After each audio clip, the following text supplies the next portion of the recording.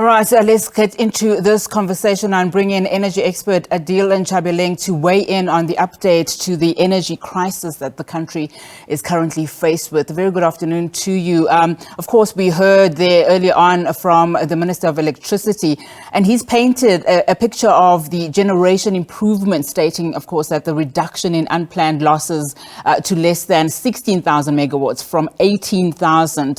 Also stating that they can reduce blackouts by approximately 2 stages. Just given the ongoing fears of a total grid collapse in this country, how significant are these improvements that we heard from the minister? With regards to the improvements currently shown within Escot, it's quite a significant improvement. 2,000 megawatts is massive, but this is not something that is new in terms of this improvement. This was already in the pipeline on the planning in terms of bringing back to line some of the units and everything. We haven't seen explosive improvement as yet, whereby you would have units that have been sitting for almost months on end being brought back to line, and actually as a matter of an initiative that was started directly by the Ministry of Electricity. What is currently being improved is exactly what is currently, they've reduced the load of the planned scheduled maintenance, which was sitting at between 5,000 to 6,000. They've reduced it to 2,500, which means they've recovered in that planned scheduled maintenance about 2,000 to 3,000 megawatts out of it. So it's not an improvement that can be attributed directly to what the minister has been doing. This is an improvement that is already expected out of planned scheduled maintenance. What is currently the problem is unplanned breakdown in terms of plants. That needs to be brought back into line, and if they can start doing significant improvement at that level, it will be a groundbreaker. Right now, what we're hearing is a lot of initiatives around saving of electricity more than literally bringing the power plants that are sitting. And I mean, he did in his previous address, just highlight a couple of power stations that they were worried about, some of the plants that he said they would then, dedicate expertise to these plants to make sure that, they're back on the grid again, because as we know, there are several, breakdowns in those power stations. Do you get a sense that they have gotten some form of handle on that part? No, they haven't got a handle on that part as yet. As I said to you, there's two situations. One is scheduled maintenance, which means the units that they go and stop to maintain them as a plan. Then there is unscheduled breakdowns, which means units are breaking down without have not been planned in the scheduled maintenance. So what has been said right now is they've reduced their planned scheduled maintenance and recovered the 2,000 out of that. But what is currently being sitting is the major problem of that 18,000 megawatts that is currently still out is what needs to be resolved. And that is where the problem still is sitting at. Reducing that 2,000 means certain units have been either fixed, but I do not think it was accounted for from the current plan that the Energy Action Plan has been actually driving.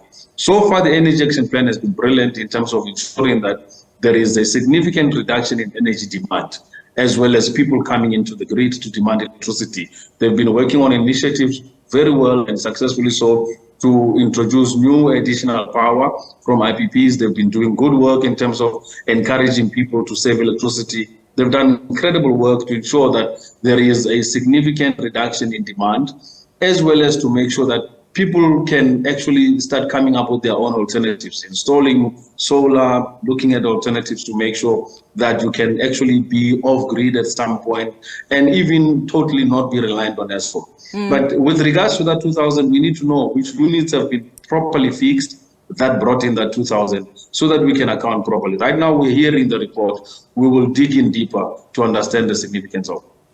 Just also, looking at some of his comments about this period that we are in, we are obviously in winter. So obviously there are concerns that the situation that we're in can hold at least until the end of winter, saying that peak demand is averaging less than 29,000 megawatts compared to plus minus 3,000 megawatts projected in the first week of June. Just in terms of the likelihood of us seeing, the difference in what we are currently experiencing now. I mean, at the moment, we are seeing load shedding only happening in the later part of the day as opposed to throughout the day. Yeah, there has been a significant reduction in terms of the load shedding stages with regards to the savings that has been happening. And again, they've been burning a lot of diesel to bring in the current additional emergency power into the grid to ensure that they hold up the grid. And on top of it, there's been a huge drive to literally remove certain areas of the grid in terms of savings of electricity and everything. So, majority of South Africans are still struggling on a daily basis. Does not mean when there has been a, demand reduction where it's 29,000 as projected to 30,000 due to June. It's just people have just chosen not to anymore switch on their electricity heaters or use their geysers that frequently or whatever. So people are doing their own initiative to reduce electricity demand. But in terms of the current scenario is we are not out of the woods. I mean, I don't think government should now start patting itself on the back and think that they have done anything significant to make the situation change. We are still facing an absolute blackout if anything happens at any given moment. So we are not really out of the gray area. We are still in a serious threat of a blackout and a total grid collapse. And as a result, government should do everything it takes to ensure that make sure that they bring in the additional capacities that is required, that is currently sitting idle out of that 18,000. By now, within the next month, which was the 3 months period which the Minister of Electricity was allocated, they should have at least saved about 5 to 8,000 megawatts of electricity should have been currently brought back into the grid. So we haven't seen an end to load shedding. And with the current program, there has not been a definite idea as to when load shedding is going to be literally eliminated. We are still given the promise and the hope, which is wonderful, but it does not resolve the situation. People are still experiencing the worst stages, especially in the afternoons during peak demand. Most areas are still switched off and actually undergoing stage 5 and 6 at some point in respect to load shedding on a daily basis. All right, just one final question from me to squeeze it in. Just on that point, that signifying that we are still in trouble, we're not out the woods yet, not by a long shot. How important are these international discussions that the minister is having? I mean, during that briefing, we heard that he is going to be going to Vietnam because that country apparently has a success story in terms of, how they were able to improve the grid capacity over a short period of time. Of course, we know he's also in talks with Mozambique for that 80 additional megawatts. Look, the visits are important, significant, and to learn from other countries what has been happening and what they are doing. But most of these real case scenarios, Vietnam and other cases, Vietnam installed a lot of rooftop-based solar program, whereby most of the houses were actually all rooftop-based. They were subsidized to go into a massive rooftop solar program. So this is not something that you even need to go and do a camera visit. You can read about it, you can understand it from a desktop point of view.